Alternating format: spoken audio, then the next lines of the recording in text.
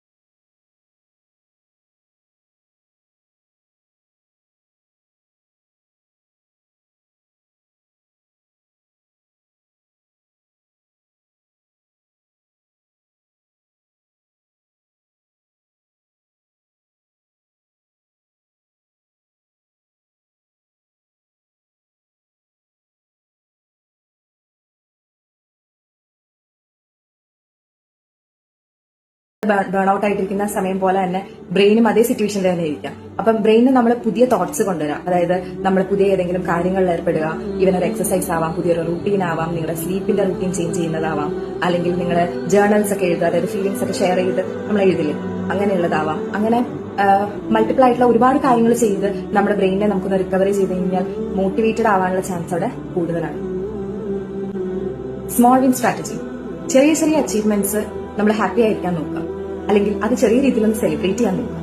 നമ്മുടെ ചെറിയ ചെറിയ കാര്യങ്ങളിൽ നമ്മൾ സന്തോഷം കണ്ടെത്തുമ്പോൾ നമുക്ക് ഡോപ്പമിൻ ബൂസ്റ്റ് ചെയ്യാനും ഈ പറയുന്ന മോട്ടിവേറ്റഡ് ആവാനും ഒക്കെ അത് ഒരുപാട് ഹെൽപ്പ് ചെയ്യും. ഫോർത്ത് വൺ, മെന്റൽ സപ്പോർട്ട് സീക്കുക എന്നുള്ളതാണ്. നമ്മുടെ ഫാമിലിയിൽ നിന്നാവാം, നമ്മുടെ ഫ്രണ്ട്സിൽ നിന്നാവാം, അല്ലെങ്കിൽ നമ്മുടെ മെന്റർ, ടീച്ചർ, അല്ലെങ്കിൽ ഒരു ഹെൽത്ത് കെയർ പ്രൊഫഷണലിൽ നിന്നാവാം. നിങ്ങൾക്ക് എവിടെ നിന്നാവാം നിങ്ങൾക്ക് ആ മെന്റൽ സപ്പോർട്ട് കിട്ടുക, അത് നിങ്ങൾ യൂസ് ചെയ്യാൻ വേണം. ഫൈനലി എനിക്ക് പറയാനുള്ളത് ഒരു റെസിലിയൻസ് പവർ ഉണ്ടാവുക എന്നുള്ളതാണ്. വീണെടുത്തുനിന്ന് എനിക്കാന്നൊക്കെ കേട്ടിട്ടില്ലേ, ഇങ്ങനെ ഒരു പവർ നമ്മൾ ജനറേറ്റ് ചെയ്ത് എടുക്കുക തന്നെ വേണം. ചെറിയ ഫെയിലിയേഴ്സിനെ ഓവർകം ചെയ്തുകൊണ്ട് നമ്മൾ നമ്മുടെ വലിയ ഫെയിലിയേഴ്സിനെ ഫേസ് ചെയ്യാനായിട്ട് നമ്മൾ പഠിക്കുക തന്നെ വേണം. ശരിക്കും നമ്മുടെ കുട്ടിക്കാലത്തൊക്കെ നമ്മൾ ചെറിയ രീതിയിലുള്ള ഏതെങ്കിലും രീതിയിലുള്ള റിജക്ഷൻസും കാര്യങ്ങളും ഒക്കെ കേട്ടിട്ട് നമ്മൾ ആ ഒരു പ്രായത്തിൽ അതിനെ നമ്മൾ ചിലപ്പോൾ ഒന്ന് കരഞ്ഞിട്ടായിരിക്കാം, അല്ലെങ്കിൽ നമ്മളൊന്ന് വഴക്കുണ്ടാക്കിയിട്ടായിരിക്കാം, അല്ലെങ്കിൽ നമ്മളൊന്നൊന്നും മിണ്ടാതിരുന്നിട്ടായിരിക്കാം നമ്മൾ ആ ഒരു പറയുന്ന ഒരു ഫേസ് നമ്മൾ കടന്നു പോകാറുണ്ട്. അവിടുന്ന് ചെറിയ രീതിയിൽ ആ സ്ട്രഗിളിനെ നമ്മൾ ഫേസ് ചെയ്ത് നമ്മുടെ ഈ റെസിലിയൻസ് പവർ നമ്മൾ കൂട്ടി കൊണ്ടുവരും. ബട്ട് സക്സസ് റേറ്റിൽ മാത്രം കിട്ടിക്കൊണ്ടിരുന്നവരെ സംബന്ധിച്ച് ലൈഫിൽ എവിടെയെങ്കിലും ഇങ്ങനെ സ്റ്റക്ക് ആവുന്ന സമയത്ത് ഇവരുടെ റെസിലിയൻസ് പവറിനെ നമുക്ക് ബിൽഡ് ചെയ്യാനായിട്ട് കുഞ്ഞു ഇങ്ങനെയുള്ള എന്തെങ്കിലും നമ്മുടെ ആക്ടിവിറ്റീസിൽ ഏർപ്പെട്ട് അത് നമ്മളെ പുതിയതായിട്ട് പഠിച്ച് അച്ചീവ് ചെയ്യുന്ന സമയത്തൊക്കെ ആയിരിക്കും ഇവർക്ക് ഇങ്ങനെയുള്ള റെസിലിയൻസ് പവർ കൂട്ടാൻ പറ്റും. അപ്പൊ ലൈഫ് എന്ന് പറയുന്ന ഒരു എക്സാം ഒന്നുമല്ല, അത് നമുക്ക് ഒരിക്കലും റീറൈറ്റ് ചെയ്തെടുക്കാനും പറ്റില്ല. പക്ഷെ നമുക്ക് കം ബാക്ക് എന്ന് പറയുന്ന ഒരു ഓപ്ഷൻ ഉണ്ട്. അത് ആർക്കാണെന്നുണ്ടെങ്കിലും സാധിക്കും.